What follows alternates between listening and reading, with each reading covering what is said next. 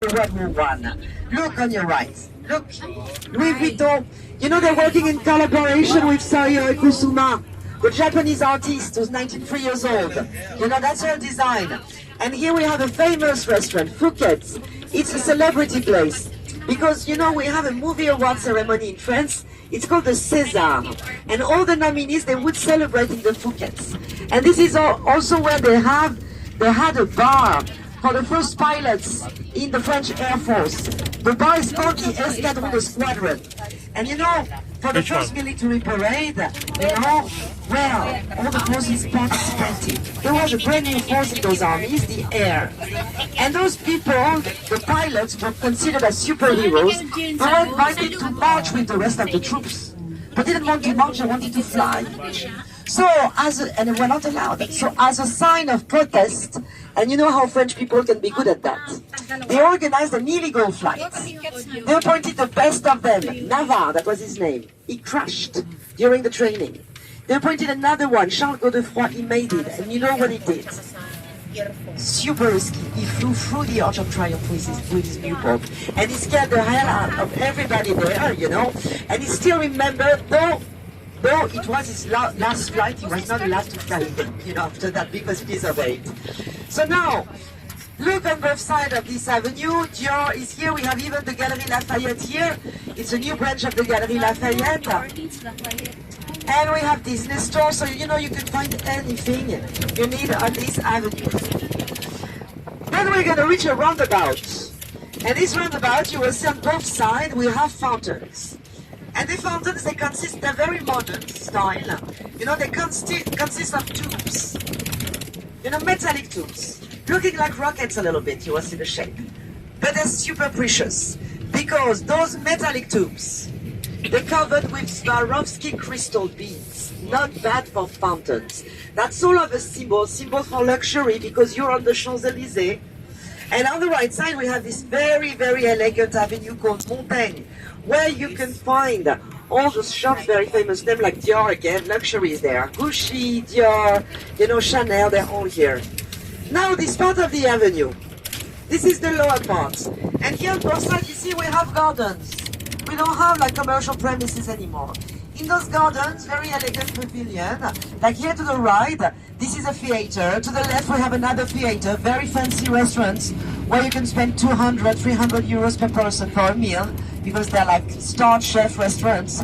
And then we have, at the end of these gardens, you know, to the left, at the very end, we have a series of beautiful townhouses, mansions that were built, well, 18th century for the nobility of the time, and that were actually, after the revolution, became official buildings. And this is where we have the official residence of our president, Mr. Macron. The official residence is called the Élysée Palace. It's named after the avenue. Élysée, Champs-Élysées Avenue, Élysée Palace. So it's here, behind, you know those trees, huh? Next corner we have the residence of the French president. Look on your right-hand side, sumptuous building, the Grand Palais with incredible glass dome. You know, we can see the Hôtel des Invalides with gold dome in the distance. That's a military building, the Hôtel des Invalides. You know, military hospital, but there's also a former chapel, you know, where is the tomb of Napoleon Bonaparte.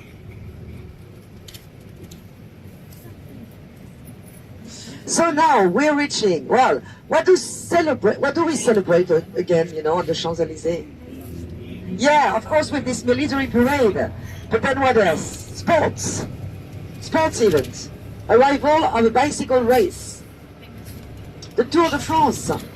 And when we won the Soccer World Cup, twice. First time was 1998. Zinedine Zidane, Zizou. 2 million people on this avenue to celebrate. Exactly the same number as for the liberation of Paris after World War II. Here, we have the Concorde Square. And on the left side, you will see there's a building housing a Palace Hotel. And you know who was the great player, soccer player for the last World Cup? You know, that France actually won, Mbappe. Exactly. Superhero. He's only 23 years old. He was 18 years old, you know, the last World Cup. That's amazing. And you know, they celebrate here. And so he actually appeared, you know, on this balcony on the left side, the Crillon Palace Hotel. you know, and there were like 50,000 people, you know, gathered here at the foot of the hotel just to watch the team. So here, this is Concorde Square, Place de la Concorde. So Concorde Square was originally in the 18th century a royal square, which means that one could see the equestrian statue of Louis XV in the middle, but the statue was knocked down because of the revolution.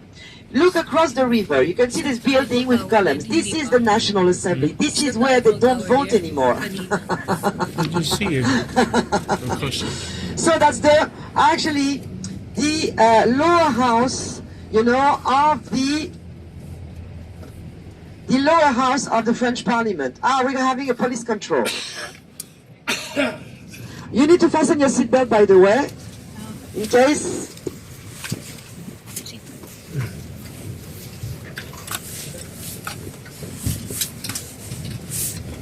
Concorde.